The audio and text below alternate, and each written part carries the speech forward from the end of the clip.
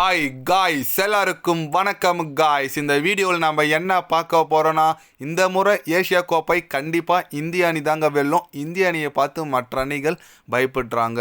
உலகில் தலை சிறந்த அணி இந்தியா தாங்க T20 பொறுத்த வரைக்கும் அப்படின்னு சொல்லிட்டு ஆஸ்திரேலிய அணியின் கேப்டன் பேட் கமன்ஸ் பார்த்தீங்கன்னா ரீசெண்டாக ஒரு பத்திரிகையாளர் சந்திப்பில் ஏஷியா கப் தொடர் குறித்தும் இந்தியா மற்றும் பாகிஸ்தான் போட்டி குறித்து சில பல கருத்துக்கள் ஓப்பனாக இந்திய அணிக்கு ஆதரவாக பத்திரிகையாளர் சந்திப்பில் பேசியிருக்காரு.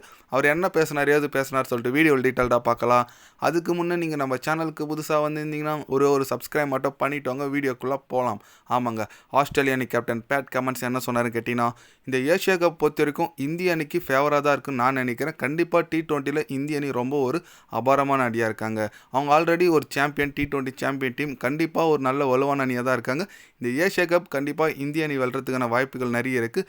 பாகிஸ்தான் எதிரான போட்டிக்கு நான் ஆவலாக காத்துட்ருக்கேன். ஆனால் வின்னிங் பர்சன்டேஜ் என்னை பொறுத்த வரைக்கும் பார்த்தீங்கன்னா நான் இந்தியாவுக்கு சொல்லுவேன். அந்தளவுக்கு ஒரு சூப்பரான டீமாக இருக்காங்க. ஸ்பெஷலி அபிஷேக் சர்மா. நான் சன்ரைஸ் ஹைதராபாத் அணி கேப்டனாக இருக்கும்போது அவரோட பேட்டிங் எனக்கு பிடிச்சிருக்கு. ரொம்ப எனக்கு பிடிக்கும். அவர் செட்டில் ஆகிட்டார்னா அவர் அவுட் பண்ணுறது ரொம்ப கஷ்டம். கண்டிப்பாக அவருக்கு நான் வாழ்த்துக்கள் சொல்லிக்கிறேன். அவர் எனக்கு ஒரு நல்ல ஒரு ஃப்ரெண்டு போல் நான் நினைக்கிறேன். அபிஷேக் சர்மா கண்டிப்பாக அவர் நல்ல பெர்ஃபார்மன்ஸ் பண்ணணும். நான் என்னோடய வாழ்த்துக்கள் அவருக்கு தெரிவிச்சுக்கிறேன் அப்படின்னு சொல்லிட்டு நம்ம ஆஸ்திரேலிய அணி கேப்டன் பேட் கமன்ஸ் பார்த்தீங்கன்னா தலைவன் செமையாக பேசியிருக்காப்புல.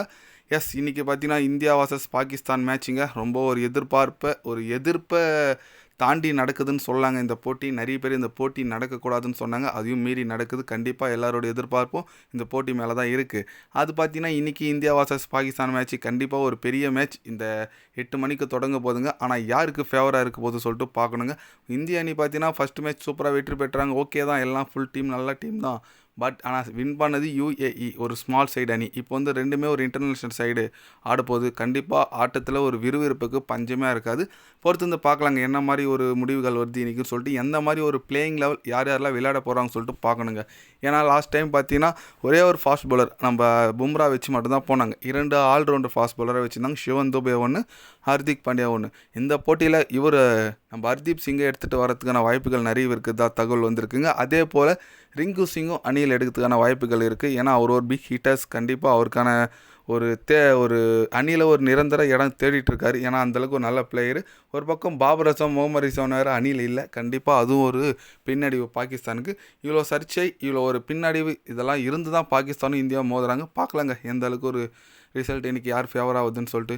நீங்கள் சொல்லுங்கள், இன்றைக்கி யார் வெற்றி பெறுவாங்க? இந்தியா வெற்றி பெறுமா, பாகிஸ்தான் வெற்றி பெறுமா? உங்களோட கருத்துக்கள், உங்கள் ஆதரவு யாருக்கு என்னன்னு சொல்லிட்டு மறக்காமல் கம்மலில் கொஞ்சம் சொல்லுங்கள். இது போன்ற தினசரி ஸ்போர்ட்ஸ் நியூஸை தெரிஞ்சுக்கணுன்னா சேனலை சப்ஸ்கிரைப், லைக் ஒன்று பண்ணிக்கோங்க. கண்டிப்பாக day by day channel update வரும். மறக்காமல் சப்ஸ்கிரைப் மட்டும் கொஞ்சம் பண்ணி வச்சுக்கோங்க. நன்றி, வணக்கம்.